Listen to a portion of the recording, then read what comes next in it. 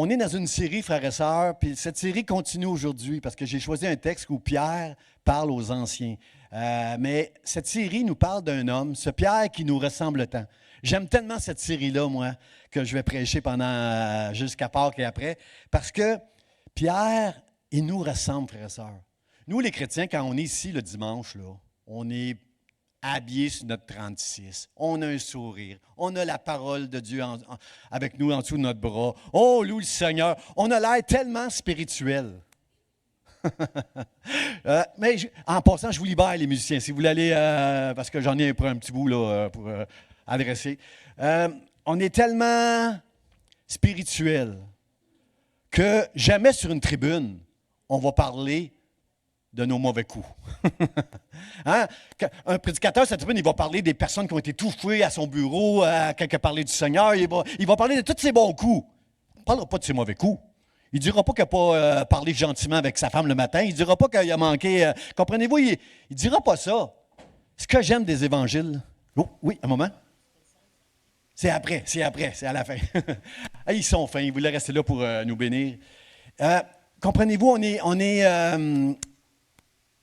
ce que j'aime dans les évangiles concernant la vie de Pierre, c'est que sa vie est sur le spot, en lumière. On sait tout de lui. On sait ses bons coups, mais on sait aussi tous ses mauvais coups.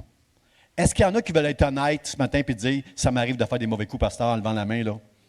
La moitié seulement de l'Assemblée qui est honnête. Là, puis j'étais généreux en disant la moitié. Là, une chance qu'il y a quelqu'un qui a levé deux mains. On est peut-être rendu à moitié. Là. Il m'arrive de faire des mauvais coups. Je suis content, Sylvie, que tu n'as pas dit Amen. Merci, chérie. Il nous arrive de faire des mauvais coups. Et ce que j'aime avec Paul, c'est qu'il enlève un peu notre désir de se montrer si spirituel pour revêtir une humilité. Tu vas être un bien meilleur serviteur, un bien meilleur évangéliste pour convaincre les gens autour de toi, juste si tu es vrai, si tu es toi, plutôt que de montrer que toi, tu es au-dessus de tout. Depuis que tu es devenu une nouvelle créature, depuis que tu es chrétien, là, toi, tu es au-dessus de tout. Non. On n'a pas perdu notre nature humaine, mais Dieu l'a enrichi. Et Dieu va, de jour en jour, de gloire en gloire, Dieu va nous rendre un jour dans le ciel parfait. Mais sur cette terre, chérie, je ne serai jamais parfait. Sur cette terre, on ne sera jamais parfait. Mais on est appelé à juste marcher dans la justice de Dieu, à marcher dans la sanctification. On n'a plus à faire les péchés qui étaient... On va faire des péchés, mais la qualité d'un chrétien, lorsqu'il pêche, il n'est pas content de lui. Moi, je donne une chance. Quand tu pêches et tu es un enfant de Dieu, à cause de l'esprit qui est en toi, tu n'es pas content de toi quand tu prêches. Et c'est ça qui fait la différence avec quelqu'un qui assume et qui continue à faire toutes sortes qui continue. Ça se peut qu'un chrétien va avoir une mauvaise habitude qui va continuer, pardon, Seigneur, puis n'arrête jamais va jamais dire à Dieu, là, Seigneur, j'arrête, ça fait trop de fois que je te dis pardon. Dieu va dire, hey, je t'ai pardonné la dernière fois, c'était tout oublié, c'était tout effacé. Continue de te battre. N'assume jamais les erreurs que tu peux faire, mais bats-toi, parce que si Dieu t'a choisi, c'est parce qu'il t'aime. Hein, dis ça à quelqu'un, Dieu t'aime toi. Dieu t'aime, dis-le à quelqu'un, là, ça va faire du bien. Dieu t'aime. Alors ce matin, au travers de ce Pierre, je veux rendre hommage aux anciens dans l'Église. On va rendre hommage ce matin au pasteur Pélissier et à Nicole qui travaillent avec moi comme anciens depuis des années, depuis que je suis pasteur ici principal de l'Église. Et pasteur Charlie, lui, est trop jeune. Pasteur Charlie et Rebecca sont trop jeunes. Nous autres, là, on va attendre un peu là, avant de rendre cet hommage-là. Là. Mais ce matin, on va spécialement rendre hommage aux policiers. Et j'ai choisi un texte de l'apôtre Pierre que j'aurais pensé prêcher peut-être vers la fin de cette série, mais on va le prêcher ce matin. C'est pour l'Église. Ce matin, de rendre hommage aux policiers va aider l'Église. Ça va nous aider à comprendre c'est quoi le rôle d'un pasteur puis le rôle d'un ancien pour moi en tant que brebis de Dieu. On va lire le texte. Voici les exhortations que j'adresse aux anciens qui sont parmi vous. Moi, c'est Pierre qui parle là, moi, ancien comme eux, témoin des souffrances de Christ et participant de la gloire qui doit être manifestée. Quelqu'un dit merci Seigneur. Paissez, il adresse les anciens là. Paissez le troupeau de Dieu qui est sous votre garde. non par contrainte, mais volontairement, selon Dieu. Non pour un gain sordide, mais avec dévouement, non comme dominant sur ceux qui vous sont échus en partage, mais en étant les modèles du troupeau. Et lorsque le souverain pasteur paraîtra, vous obtiendrez la couronne incorruptible de gloire. Amen, amen, amen. Seigneur, merci pour ce texte-là. Pierre, c'est un ancien qui parle aux anciens. Est-ce que c'est assez humble comme introduction de la part de l'apôtre Pierre? Pierre pourrait dire, moi, je suis l'apôtre que Jésus a désigné. Pierre, tu es Pierre, et sur cette pierre, je bâtirai mon Église. Pierre est un apôtre désigné pour Dieu qui va avoir une autorité. Tous les anciens vont être unis, c'est Pierre qui a une grande autorité. Mais il ne dit pas, moi, en tant qu'apôtre, je veux parler aux anciens. Il ne se met pas sur un piédestal. Il se met au même niveau que les anciens pour les enseigner, eux, afin que l'Église soit bénie, soit bien soignée. J'aime tellement l'image du berger, frères et sœurs, dans la Bible. On voit ça dans l'Ancien Testament, le psaume 23. Hein? L'Éternel est mon berger, je ne manquerai de rien. Il me fait reposer dans de verts pâturages, il me dirige près des eaux paisibles, il restaure mon âme. Comprenez-vous, c'est tellement beau l'image du berger dans la Bible. Puis dans le Nouveau Testament, Jésus parle souvent de ses brebis, ses brebis. Comprenez-vous que l'image du berger, c'est tellement une belle image. C'est quoi ça fait un berger, frères et sœurs? Il dirige les brebis. Il prend soin des brebis. Il les soigne lorsqu'elles sont blessées. Il est... Des fois, il leur fait mal. Ta houlette et ton bâton me rassurent. Qu'est-ce que le psaume 23, qu'est-ce que ça veut dire, ça, ta houlette et ton bâton me rassurent? C'est que quand une brebis s'éloigne, il lance son bâton s'il n'est pas capable de la chercher pour la blesser, pour qu'elle s'arrête, puis la ramener dans le troupeau. Frères et sœurs, mais là... je ne vous ferai pas ça. Je ne vous donnerai jamais un coup de bâton, puis ni les policiers, puis ni le pasteur Charlie va faire des choses comme ça, mais vous comprenez le principe. Que le berger il est là pour soigner, il est là pour prendre soin des brebis, les garder, les protéger, tout ça. C'est tellement une belle image que l'amour de Dieu a pour son peuple, frères et sœurs. Et nous, et les pasteurs principaux et les anciens dans l'Église sont là pour faire tout ce job-là envers l'Église, et l'Église devrait être reconnaissante envers les anciens.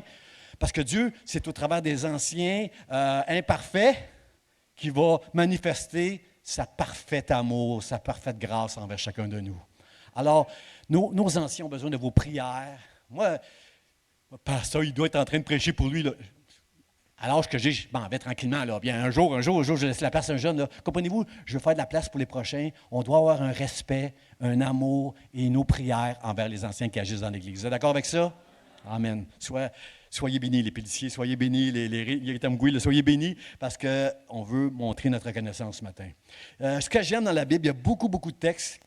Je ne suis pas surpris quand je vois Pierre qui dit « J'adresse aux anciens qui sont parmi vous, moi, anciens comme eux ». Il y a beaucoup, beaucoup de textes dans la Bible qui parlent des anciens. C'est pas dans toutes les églises qu'on a des anciens.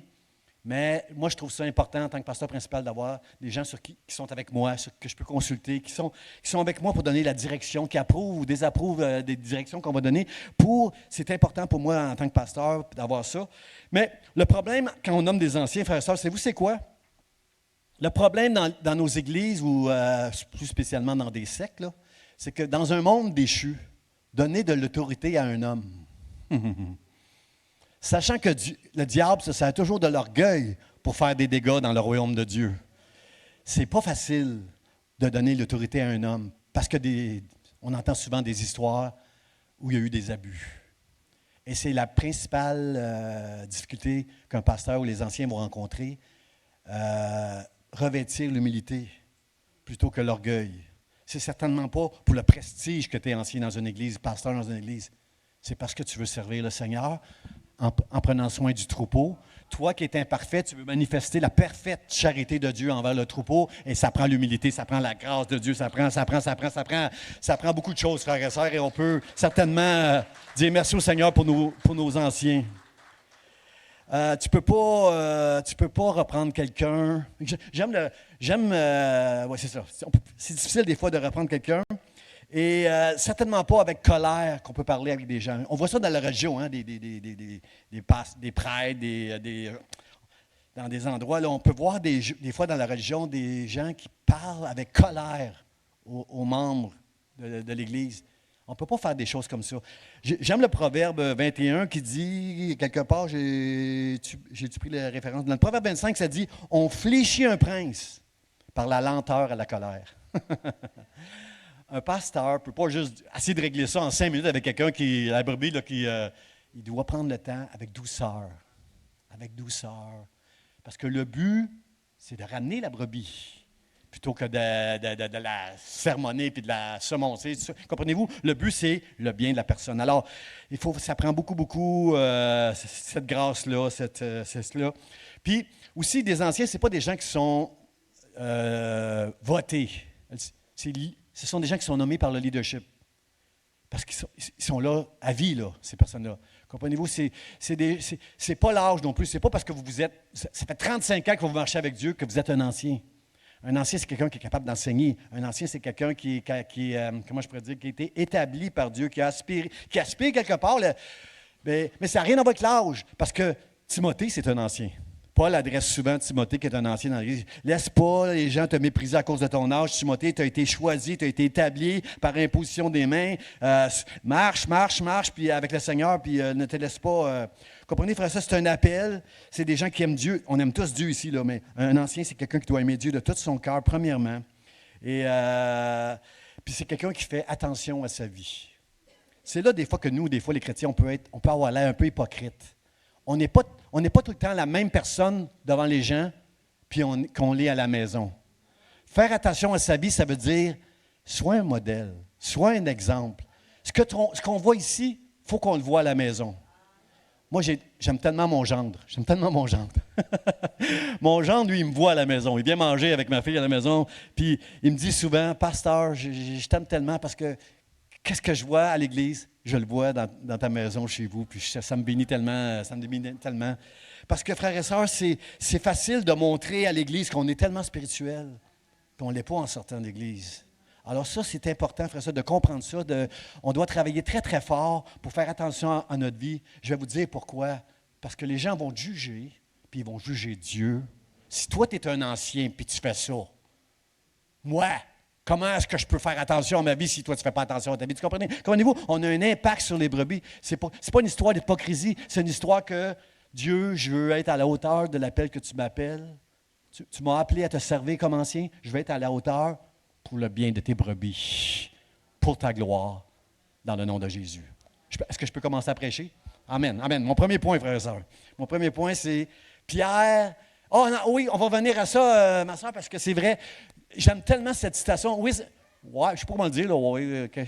Oui, Seigneur, oui, Seigneur. Ce monsieur-là, qui est un théologien, qui a tellement des belles citations dans ses écrits, là. Ce monsieur-là, il dit ceci concernant les écrits de Pierre. Regardez ce qu'il dit. Celui qui a écrit ainsi est un homme fort comme le roc. Vous vous souvenez de ma première prédication tu es Simon, fils de Jonas, maintenant tu vas t'appeler Pierre. Tu es comme le roc là, maintenant. Là. Celui qui a écrit ainsi est un homme fort comme le roc, dont l'âme se repose sur une fondation solide. Quelqu'un dit solide. Et qui, par son témoignage puissant, cherche à fortifier l'âme de ses semblables contre les tempêtes de la souffrance qui s'abattent sur eux et à les établir sur le vrai rocher. Les tempêtes de la souffrance. Ça ne nous parle pas bien. Hein? Je pense aujourd'hui, hey boy. Si vous lisez juste le chapitre avant, ce chapitre de 5 de l'apôtre Pierre, là, il dit « La fin de toute chose est proche. Acceptez, s'il vous plaît, de souffrir avec moi pour la gloire que nous allons connaître dans le ciel pour l'éternité. » Est-ce que quelqu'un veut dire amen à Pierre? La fin de toute chose est proche, on va souffrir. Et Pierre, il dit, et ce monsieur-là, il dit concernant les écrits de Pierre, ça va nous aider à fortifier l'âme, de nos âmes contre les tempêtes de la souffrance qui s'abattent sur nous et à nous établir sur le vrai rocher, la parole de Dieu, frères et sœurs. Tant mieux si vous avez des gens qui vous encouragent autour de vous. Tant mieux si vous avez trouvé des stratégies pour vous faire du bien. Mais c'est la parole de Dieu qui peut vous faire le meilleur bien à votre âme, frères et sœurs. Et ce matin, que Pierre nous encourage et nous parle ce matin. Alors, Pierre il exhorte les anciens, il est bien placé. Il est bien placé. Mon premier point, oui. Mon premier point, c'est de l'ancien aux anciens. Voici les exhortations que j'adresse aux anciens qui sont parmi vous. Il parle ce matin principalement à Pasteur Jean, au policier et au Yetamgoui. Pas tout de suite, celui-là. Ben, il parle premièrement aux anciens, mais frères et sœurs, la parole de Dieu, c'est pour tout le monde. C'est pas juste pour les anciens ce matin. Là. Chacun de nous, on est appelés à élever notre marche avec Dieu avec les mêmes critères que des anciens. Là. Alors, dans le mot grec, le mot exhorter, ça veut dire consoler, encourager, avertir et rappeler des choses aux brebis. Dans 1 Timothée, chapitre 4, verset 8, Paul il va dire à Timothée, il va lui demander 3 choses. Il dit, applique-toi à 3 choses, Timothée. Toi, tu es un ancien, là, tu vas être pasteur, là. Applique-toi à 3 choses dans ta vie, là, à l'exhortation, comme l'apôtre Pierre nous dit ici, à l'exhortation, à la lecture et à l'enseignement. Un ancien, son rôle, c'est d'exhorter. C'est les mots que j'ai dit là, tantôt, là, c'est consoler, encourager les chrétiens, les avertir et les rappeler ce que la parole de Dieu déclare. De rappeler des vérités de la parole de Dieu. C'est tout ça qu'un ancien est appelé à faire. Puis vous aussi, en tant un chrétien envers l'autre, là, on est appelé à faire ça aussi. Là, pourquoi Paul dit à Timothée, exhorte, toi, ta job, c'est d'exhorter, c'est de lire, c'est d'enseigner. Pourquoi il dit ça? Afin d'être bien équipé pour convaincre les gens qui sont en train de... Pour pas qu'ils se laissent séduire par toutes sortes de choses. Il y a un chrétien qui se dit, il y a quelqu'un qui se dit chrétien qui sort un livre, tu lis ça, wouh, révélation de Dieu, j'ai une révélation de Dieu nouvelle, là. Non, ça ne marche pas de même, là, c'est avec Dieu, là.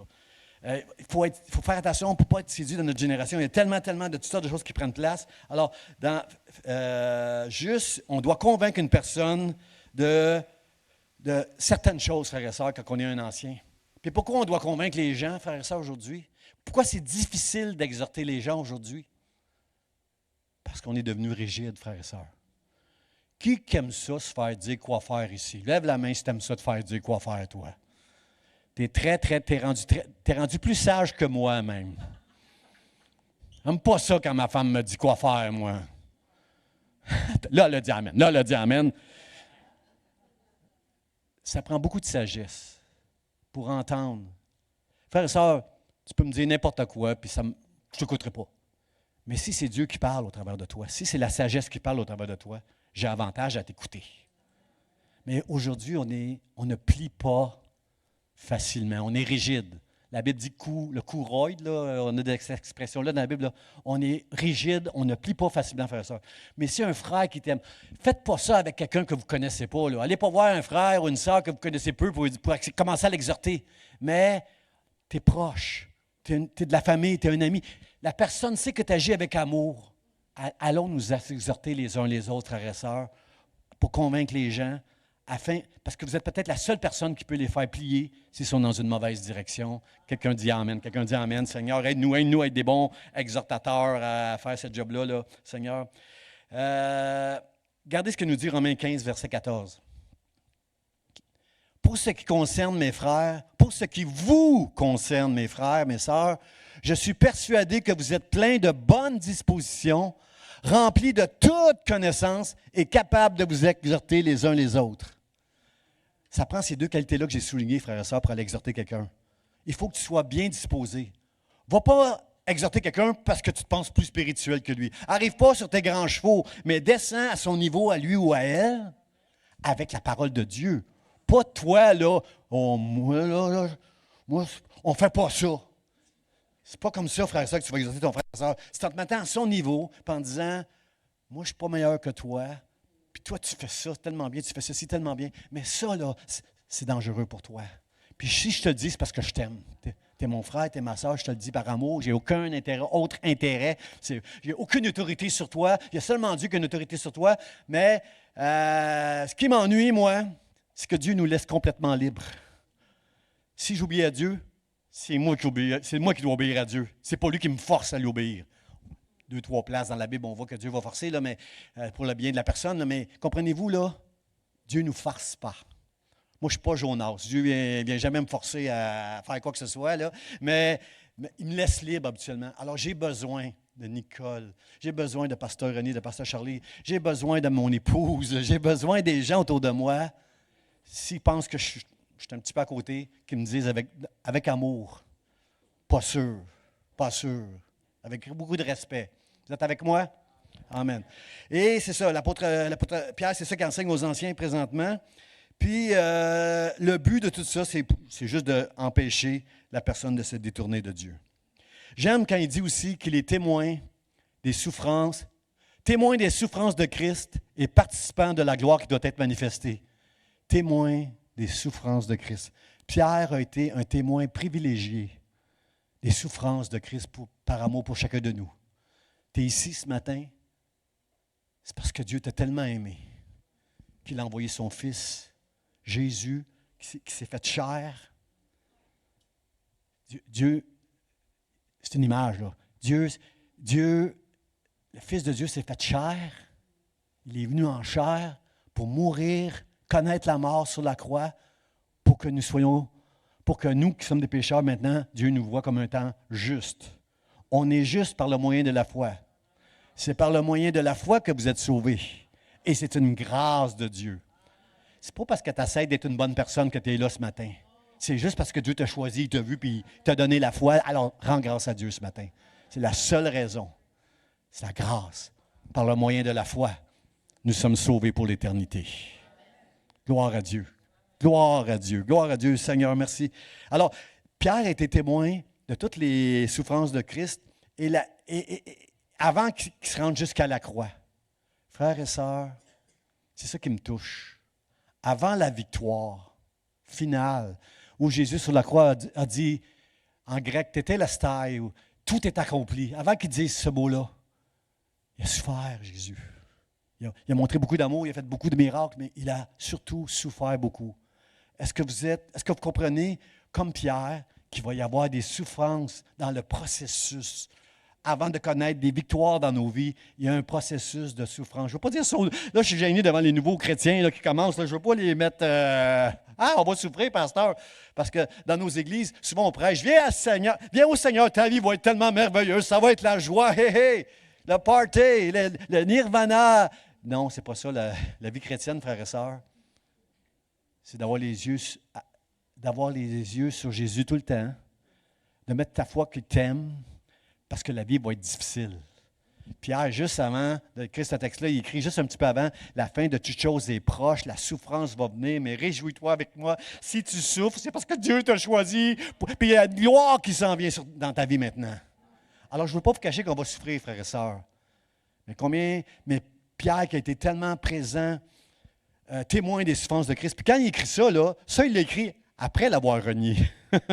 Comprenez-vous qu'il aurait eu de la misère à écrire ça avant de l'avoir... Quand il l'a renié, il n'était pas là, Pierre. Il n'était pas prêt à souffrir pour Christ. Puis honnêtement, moi, je suis, on va dire, douillette. Je suis très doudoune, comme on dit au Québec. Je suis doudoune, moi, je suis très douillette. J'aime pas ça, souffrir, frères et sœurs. Mais je suis d'accord avec Pierre. Je suis complètement d'accord avec Pierre qui était témoin des souffrances, témoin personnel, privilégié des souffrances. Je suis d'accord que toutes les souffrances que Dieu a permis dans ma vie, je dis Amen. Même quelque part, je ne m'en réjouis pas sur le coup, là, quand j'ai un diagnostic quand tu as un diagnostic de sclérose en plaques, cancer du sein, je ne sais pas quoi. Tu ne dis pas « Oh, merci Seigneur ». Mais Dieu il est là avec toi pendant ça. Et Dieu t'apprend plein de choses au travers du processus de souffrance que tu vas connaître pour faire de toi un meilleur homme, une meilleure femme, un meilleur père, une meilleure mère. Meilleur. Il va juste te rendre meilleur pour que tu deviennes un modèle comme Jésus-Christ. Dans le nom de Jésus. Seigneur, merci de nous aider à souffrir avec toi, Seigneur. Mon deuxième point, frères et sœurs, Paul parle de... Pierre, c'est un pasteur dévoué. Il dit, paissez, il parle aux anciens là, paissez le troupeau de Dieu qui est sous votre garde, pas par contrainte, mais volontairement, selon Dieu, non pour un gain sordide. Je pleure pour les pasteurs qui feraient ça pour de l'argent. Là. C'est triste, là. Non pour un gain sordide, mais avec dévouement. Soyez un ancien dévoué, Pierre nous dit, frères et sœurs. Comment on peut être un homme ou une femme dévoué, frères et sœurs? Parce qu'il y en a dans le monde des gens qui servent toutes sortes de causes, qui ne sont pas des chrétiens, ils sont dévoués. Ils sont là, ils punchent, puis ils ont des causes, puis ils sont dévoués. C'est quoi la différence dans ce monde des gens qui sont dévoués, ils sont là, pasteur, ils sont là, fois après fois, puis ils se donnent à leur cause, puis ils font des sacrifices. C'est quoi la différence entre eux et nous? Je vais vous le dire, c'est la différence entre eux et nous. Un homme et une femme de Dieu qui est dévoué envers les hommes, envers l'Église, envers le pasteur, c'est un homme et une femme qui est premièrement dévoué à Dieu, à Jésus-Christ, premièrement. Tu ne peux pas être dévoué. Je ne peux pas être dévoué devant vous vraiment si je ne suis pas premièrement dévoué à celui qu'on ne voit pas, mais qui m'a sauvé, qui m'aime, qui est le vrai pasteur de l'Église. Alors, montre-moi quelqu'un qui est dévoué, une personne qui est dévouée, et je te montrerai quelqu'un qui est dévoué à Jésus-Christ. C'est ça la différence. Il y a des gens qui travaillent dans l'ombre, ils sont dans la cuisine, vous ne les voyez même pas, ils sont venus cette semaine. Moi, je pense à Joanne Chartrand, là, elle était là vendredi, en train de faire, quand je suis venu vendredi, là, pendant que les gens faisaient le ménage, là, ici, elle était dans la cuisine, puis elle nous a dit, je ne pourrais pas être là dimanche parce que ma famille a besoin de moi, blablabla. Puis là, tout le monde l'encourageait en disant, ben oui, ta famille a besoin de toi, c'est ton ministère, ta famille, il faut que tu sois là. Mais comprenez-vous qu'elle est dans l'ombre, personne ne sait, si je ne mentionne pas son nom, personne ne sait, mais pourquoi elle est dévouée, pourquoi elle est là vendredi, toute la semaine à faire préparer les spaghettis, les super bons spaghettis qu'on va manger, parce qu'elle est premièrement, son cœur est dévoué premièrement à Dieu. Son cœur est à Dieu. C'est ça la différence, frères et sœurs. Essaye pas d'être dévoué pour un temps. Ça va faire un temps. Mais si tu veux être dévoué toute ta vie, sois dévoué à Dieu premièrement. Et lui va te donner la force et la grâce, même quand tu vas être fatigué, de continuer à rester un homme et une femme fidèle et dévoué pour sa gloire dans son Église, au nom de Jésus. Amen. Seigneur, aide-nous. Seigneur, aide-nous. J'aime bien Pierre. J'aime bien Pierre quand Jésus va le voir après la résurrection, puis il va voir Pierre, avant de retourner vers le Père, il va voir Pierre. Pierre qu'il considère comme un leader dans son Église, un futur leader. Un homme qui était, Simon, c'est comme un roseau. Là. Ils vendent par là, puis ça va par là. Ils vendent par là, puis ça va par là. Je vise personne ici, là, moi, là, je parle de Pierre. Et il est comme un roseau, il s'en va dans toutes sortes de directions. Et là, Jésus lui dit, tu es Pierre. Tu n'es plus fils de Jonas, tu es Pierre maintenant. Et là, Pierre a renié Jésus 3 fois. Allô, Pierre. Pierre, c'est une fondation solide. Mes frères et sœurs, est-ce que vous comprenez que notre conversion, c'est un long processus? On n'est jamais rendu. On n'est jamais rendu. C'est un long processus, puis toute notre vie, on va apprendre. Avant d'être une fondation solide, il a fallu que Pierre souffre dans son orgueil en reniant le Seigneur 3 fois. Jésus lui avait dit, tu vas me renier. Avant que le coq chante 2 fois, aujourd'hui même, sûrement. Non, Seigneur, pas moi, eux autres. Tous eux autres, ils vont te renier. Moi, non, moi, je suis prêt à mourir pour toi. Et tous les disciples vont dire, amen, amen, nous autres aussi. Et avant que le coq chante 3 fois devant une femme, il a eu peur de dire qu'il était avec Jésus, lui. Oh oui, tu parles, tu es un Galiléen, tu as le même accent que Jésus. Tu es avec Jésus. Non, je ne connais pas cet homme-là. Il fait des imprécations. Comme on dit en bon québécois, il a même blasphémé. Puis, pour dire, non, je ne connais pas Jésus. 3 fois. Et là, après la résurrection, j'aime Jésus, moi. Il travaille tellement bien dans nos cœurs. Il vient voir Pierre, puis il dit, Pierre, tu m'aimes-tu? Denis, tu m'aimes-tu? Puis là, Pierre, tu sais, il a renié, là, il dit, Jésus, tu sais bien que je t'aime. Hein? Si je vous demande si vous aimez Jésus, vous autres, qu'est-ce que vous allez répondre? Amen, hein? On l'aime, Jésus. Il va lui demander une 2e fois. Pierre, tu m'aimes-tu? Et là, Pierre, il commence peut-être à le voir venir, le train, là. Oui, Seigneur, tu sais que je t'aime. Et là, quand Jésus lui demande une 3e fois, je pense que Pierre a fait le lien, là. Moi, je t'ai renié 3 fois. Tu vois, tu me demandes 3 fois si je t'aime. Je pense que j'ai compris où tu m'amènes, là. Et la Bible dit qu'il était attristé. Il était attristé. Mais en réalité, le Seigneur est en train de bâtir quelque chose de solide dans le cœur de Pierre. Parce qu'il va lui dire, toi qui m'as renié, Pierre, je veux que tu saches que moi, j'ai cru en toi. Au commencement, j'ai dit que tu serais une pierre.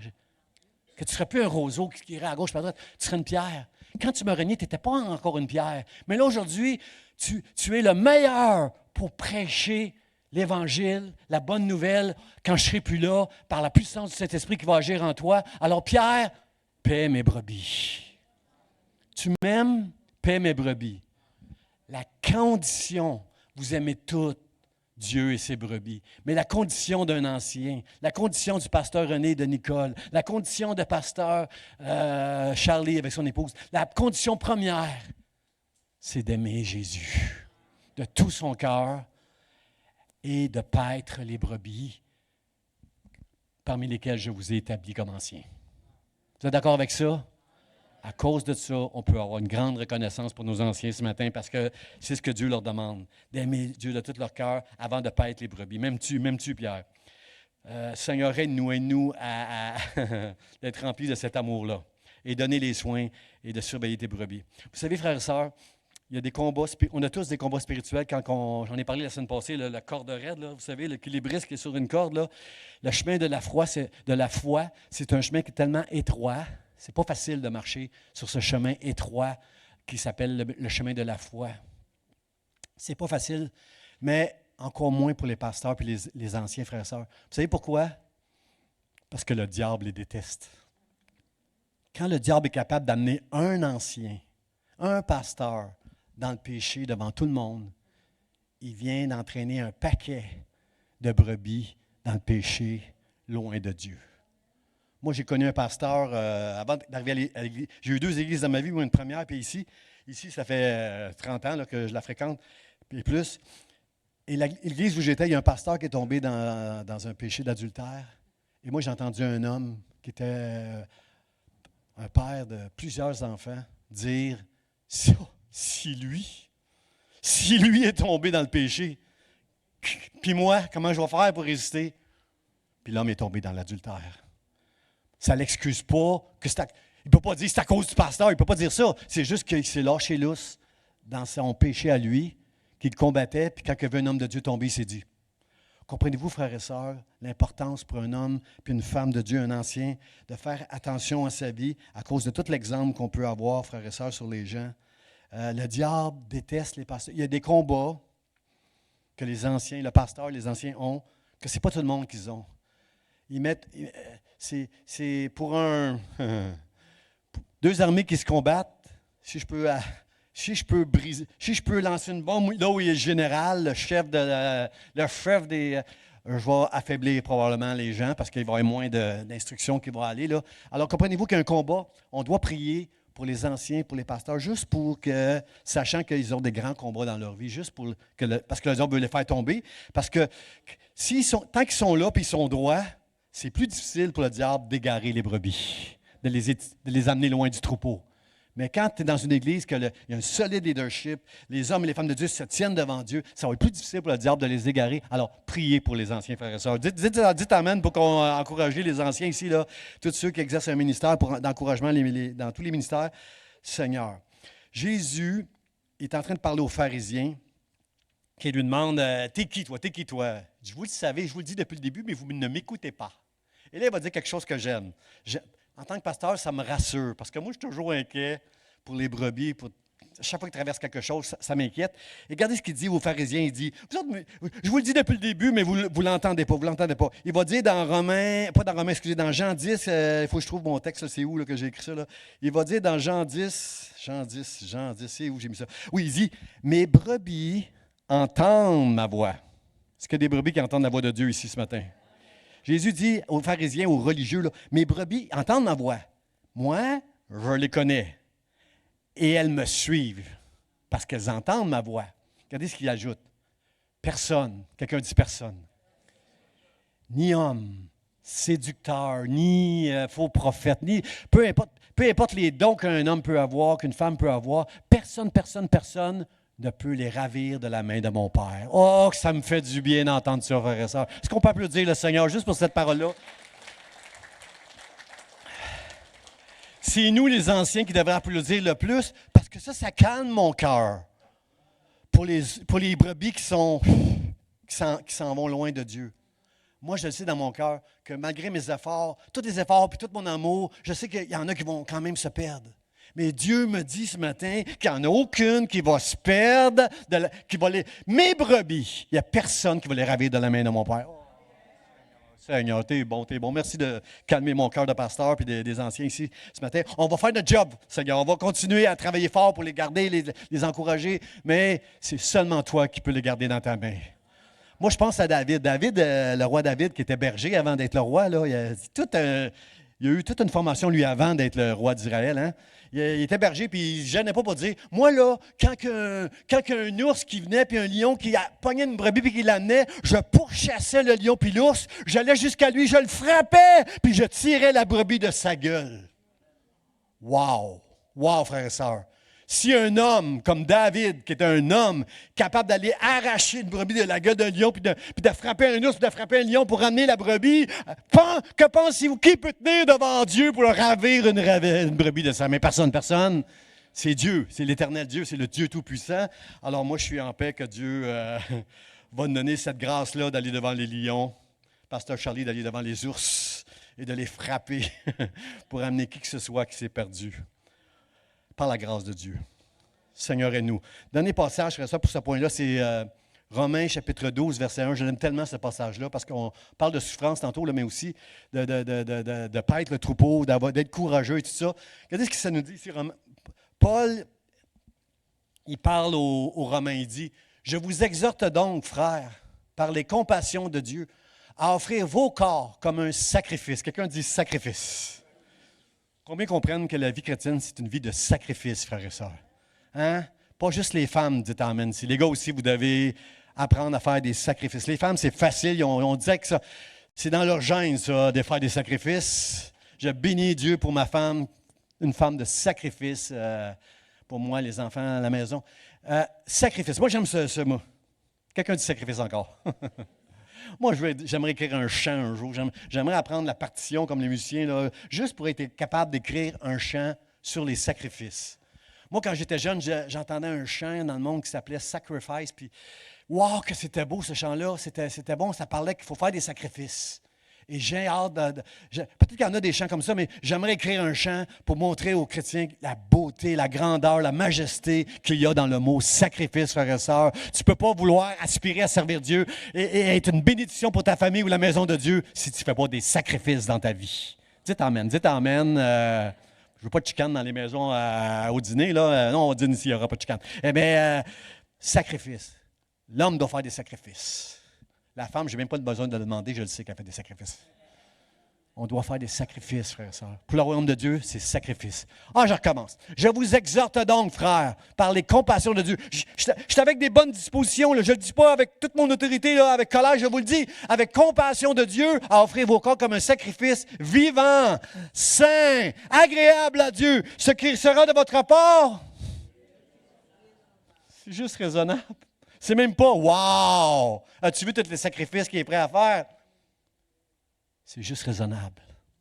Culte raisonnable d'offrir ton corps en sacrifice à Dieu, un sacrifice vivant, saint, dans cette génération immorale, saint, agréable à Dieu. Frères et sœurs, quelqu'un dit avec moi, aide-moi Dieu, aide-moi Seigneur. Mon dernier point, frères et sœurs, avant qu'on rentre dans les hommages, dernier point. Les sandales de Pierre parlent. Ce titre-là, ça veut dire tes bottines avant les babines. Comprenez-vous cette expression-là au Québec? Il faut que tes actions parlent avant tous les mots que tu es capable de dire. Prêche-nous, pasteur, prêche-nous, mais on veut te voir à l'œuvre. Comprenez-vous que le rôle d'un pasteur, puis d'un ancien, puis d'un chrétien, ce n'est pas juste tes babines, mais il faut que tes sandales, que tes bottines suivent ce que tes babines disent. Il faut que ça suive. Alors, il dit non comme dominant sur ceux qui vous sont échus en partage, mais en étant les modèles du troupeau. Frères et sœurs, ce qui est difficile pour quelqu'un qui prêche, ce qui est difficile pour nos anciens, pour moi, pour tous ceux qui prêchent, c'est de mettre en pratique ce qu'on prêche. Comprenez-vous que si je vous prêche qu'on doit s'aimer les uns les autres, je dois apprendre à aimer. Comprenez-vous que si je vous apprends, si je vous prêche ce matin, vous devez vous pardonner les uns les autres. Je n'ai pas le droit de garder l'amertume envers ma femme ou qui que ce soit qui me fait du mal. Comprenez-vous que je dois mettre en pratique. Ce n'est pas facile de prêcher parce que la Bible, c'est la perfection. Là. C'est quelque chose qu'on vise. Là. Je suis loin d'être parfait, mais je suis appelé à mettre en pratique dans ma vie ce que je vous prêche, frères et sœurs, ce que les anciens vont vous prêcher ou vous exhorter. Alors, frères et sœurs, Priez pour nous, les anciens, pour que... On a besoin de la grâce de Dieu pour être capable de servir Dieu comme Dieu nous appelle à faire. Les sandales doivent parler plus que vos paroles, frères et sœurs. Paul, à un moment donné, il va réunir tous les anciens d'Éphèse à un moment donné. Puis il va leur dire ceci. Prenez garde à vous-même et au troupeau où le Saint-Esprit vous a établi. Premièrement, ça nous dit que c'est Dieu qui établit les anciens dans une église. Mais avant de prendre soin du troupeau, tu dois apprendre à prendre soin de toi-même. Prenez garde à vous-même. Frères et sœurs, ça ne parle pas juste aux anciens, là. Ça parle à chacun de vous, ici dans cette salle. Prends garde à toi avant de vouloir prendre soin de qui que ce soit. Prends soin de toi. Prendre soin de toi, ça veut dire, sois quelqu'un qui est capable de plier devant la volonté de Dieu. Demande pas à Dieu de te bénir toi. Demande à Dieu, qu'est-ce que je peux faire moi pour te bénir toi, Dieu, et bénir les gens qui sont autour de moi. Toujours Dieu en premier, frères et sœurs. Mettez toujours Dieu en premier, puis vous deuxième, vous allez être capable d'être un modèle pour les gens. Prends garde à toi-même et au troupeau qui t'a établi. Regardez 1 Timothée, chapitre 4, verset 16, ça le dit très, très bien ici, là. 1 Timothée 4, 16, Paul enseigne le jeune Timothée, là, ancien dans l'Église, là, il dit, « Veille sur toi-même, Timothée, veille sur toi et sur ton enseignement. Persévère dans ces choses, car en agissant ainsi, tu te sauveras toi-même et tu sauveras ceux qui t'écoutent. » Wow, quelle belle exhortation ici de l'apôtre Paul. Il dit, premièrement, là, Timothée, tu dois apprendre à veiller sur toi, premièrement. Puis, parce que, frères et sœurs, le signe que tu es sauvé, que Dieu t'a aimé, t'a donné, le signe que tu as reçu la foi, toi, le signe que tu es un enfant de Dieu, toi, le signe le plus visible, c'est celui qui a persévéré. Celui qui persévérera jusqu'à la fin, c'est celui-là qui sera sauvé. Comprends-tu combien on en connaît des chrétiens qui ont commencé? Puis il y en a qui couraient très vite, qui ont connu une ascension, puis où sont-ils aujourd'hui? Ce n'est pas de bien commencer, mais c'est de terminer la course, frère et sœur, qui est important avec la foi. Si Dieu te donne la foi, tu dois terminer la course. Alors, moi, je vois des gens ici que ça fait au-delà de 25 ans qu'ils marchent avec Dieu. Ça me rassure que c'est des hommes et des femmes qui vont persévérer jusqu'à la fin. Malgré toute la souffrance, toutes les épreuves, malgré toutes ces choses-là, tous les sacrifices que je dois faire encore, je sais qu'ils vont persévérer parce que nul ne peut les ravir de la main de Dieu, ces personnes-là. Ça, c'est le signe, frère, ça, la persévérance. Celui qui persévérera. Le moyen, il est là. Veille sur toi-même. Chacun de nous ici, on est appelé à veiller sur nous, frères et sœurs. Comme le conseil que Paul a donné tantôt, tu dois lire la parole de Dieu. T'employer à t'exhorter toi-même et le troupeau et enseigner. Tu dois veiller sur toi, avoir des temps de prière, avoir des temps de lecture. Si tu es une femme qui travaille le matin, qui se lève très tôt pour les enfants, tout ça, tu n'as pas le temps le matin, il faut que tu trouves un temps dans la journée. Tous les jours pour lire la parole de Dieu. Les gars, vous n'avez pas à faire toutes ces tâches-là bien souvent. Alors, c'est le matin. Moi, c'est le matin. Ma femme s'est toujours occupée de toute la maison. Je veux dire publiquement, merci Sylvie, moi, tous les matins depuis que je connais Dieu, en bas, je commence ma journée en allant lire la Bible, en allant dire, Seigneur, parle-moi. Merci Seigneur de me parler. Puis aujourd'hui, je ne fais plus juste lire la Bible. Je me laisse enseigner par la Bible. Il n'y a pas un passage de la Bible que je ne veux pas comprendre. Et on a les outils aujourd'hui. J'ai des livres, j'ai Internet, j'ai beaucoup d'outils pour m'aider à comprendre ce que je lis. Il n'y a pas un truc que je veux ne pas comprendre quand je lis. Et Dieu me parle, faire ça tous les matins. Et je dis merci encore une fois à mon épouse pour me donner toute cette heure le matin qui me bénit, qui me fait du bien. Mais dans la journée, tout le monde ici, on doit trouver un temps pour le Seigneur. Amen. J'aime beau, amen. J'ai pas de, je vous ai, non, c'est bien senti. Alors, Seigneur, merci, merci, merci. Alors. La récompense maintenant, frère, ça, la récompense. Le moyen, c'est de veiller sur soi. Le signe, c'est ta persévérance. Persévère dans ces choses. Mais voici la récompense. Tu te sauveras toi-même et tu sauveras ceux qui t'écoutent. Frère, sœur, tu ne peux pas te sauver toi-même. C'est Jésus qui t'a sauvé. Mais pour que le salut de Jésus compte, tu dois persévérer dans ces choses que je vous ai dites. Et en persévérant, tu vas te sauver toi-même. Mais non seulement toi-même, mais tu vas sauver tous ceux qui t'écoutent dans ta maison et dans l'Église si tu es un ancien, dans le nom de Jésus. Quelle belle récompense, frères et sœurs. Quelle belle récompense de persévérer dans la foi puis de tout faire pour être un modèle devant les autres. Amen. Le mot de la fin, frères et sœurs.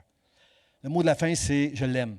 Pierre, il dit, on l'a lu tantôt, « Et lorsque le souverain pasteur paraîtra, en parlant de Jésus, vous obtiendrez la couronne, j'aime le mot, j'ai souligné, la couronne incorruptible de la gloire. » Pourquoi Pierre insiste pour nous dire incorruptible?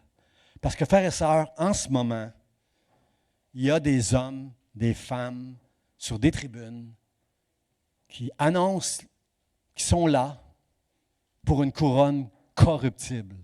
C'est-à-dire, c'est pour leur intérêt personnel qu'ils font ça.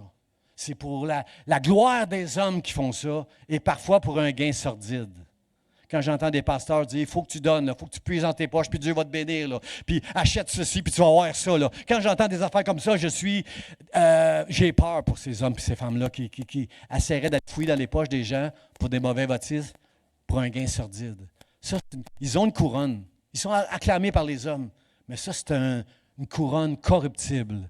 Mais pour les pasteurs, pour les anciens qui vont suivre les conseils que Pierre a donnés ce matin, il dit, vous obtiendrez la couronne incorruptible de gloire. Une couronne, les couronnes des hommes, à un moment donné, vont tomber en poussière. C'est temporel, c'est temporaire.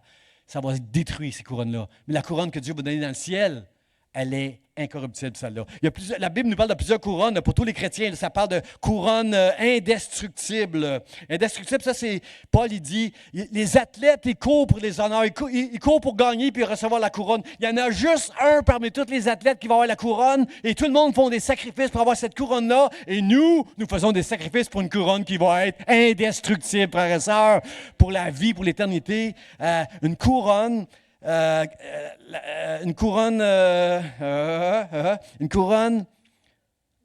indestructible, c'est ça. C'est pour nous qui faisons des sacrifices pour Dieu, pour tous les chrétiens qui font des sacrifices, on va avoir une couronne indestructible au ciel. Aussi, une couronne de justice. Ça, la Bible nous dit que la couronne de justice va être donnée à tous les chrétiens qui attendaient sa venue. Vous savez qu'à la fin des temps, il y en a qui vont se moquer. Les chrétiens, que ça fait longtemps qu'ils sont dans l'église, puis ils disent « Hey, où la promesse qui va revenir un jour? » Ceux qui ont entendu sa venue, ils vont avoir une couronne, ça va être écrit « Justice au ciel » sur la couronne que Dieu va mettre sur notre tête. Il y a aussi une couronne de vie. Ceux qui sont patients dans les épreuves et dans la souffrance, ces gens-là, tous ces chrétiens-là au ciel vont recevoir une couronne, ça va être écrit « Couronne de vie ». Et les frères et sœurs, on s'en fiche, pas qu'on s'en fiche, on est bénis d'avoir la couronne que Dieu va nous donner. Mais on sait très bien, vous et moi, que tout ce qu'on est capable de faire pour le royaume de Dieu, c'est par la grâce de Dieu. Ce n'est pas nos talents. Ce n'est pas parce que j'ai une grande foi. Ce n'est pas parce que moi, je suis meilleur que les autres que Dieu m'appelle. Comprenez-vous, là? C'est une grâce que Dieu nous fait d'être qui on est. Paul dit, qu'est-ce que tu as qui ne vient pas? C'est Dieu qui te l'a donné, ce que tu as, là. Arrête de penser que tu es meilleur que les autres, là. C'est une grâce de Dieu. L'humilité, c'est de reconnaître la grâce de Dieu que de chercher la gloire de Dieu sur ta vie à toi.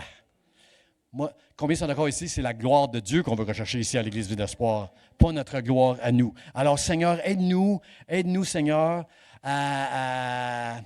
avec beaucoup d'humilité, de recevoir toutes ces couronnes-là. Et ce que j'aime, il y a un passage qui dit qu'à un moment donné, Jésus va être là, sur son trône, à la droite du Père, puis nous, on va avoir toutes nos couronnes, on va avoir toutes recevoir notre couronne, couronne de vie, couronne de grâce, couronne indestructible, couronne, il y en a à peu près 5-6 couronnes dans la Bible, là. On va tous avoir nos couronnes. Et tous ensemble, avec ceux qui adorent Dieu devant le trône, on va tous prendre notre couronne, on va la lancer aux pieds de Jésus en disant, toi seul es digne de recevoir la louange, l'honneur, la gloire, la grâce, la majesté, la puissance au siècle des siècles.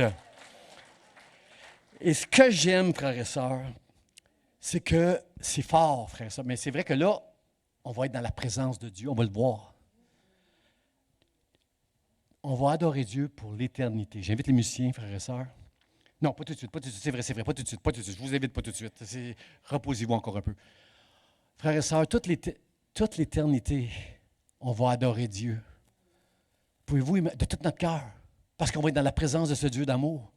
Pouvez-vous imaginer, frères et sœurs, l'éternité, après 100 milliards d'années, on va être encore en train de dire « Toi seul la gloire, mon Dieu! » Jamais personne ne va s'élever d'orgueil dans le ciel, parce que le prince des orgueilleux, lui, il n'est pas là. Seigneur, merci. Je peux entendre des merci. Merci, Seigneur, pour ton amour, ta grâce, l'opportunité que tu donnes aux anciens de pouvoir te servir et de garder ton troupeau et de prendre soin de tes brebis dans le nom de Jésus. J'aimerais qu'on dise merci, Seigneur, ce matin.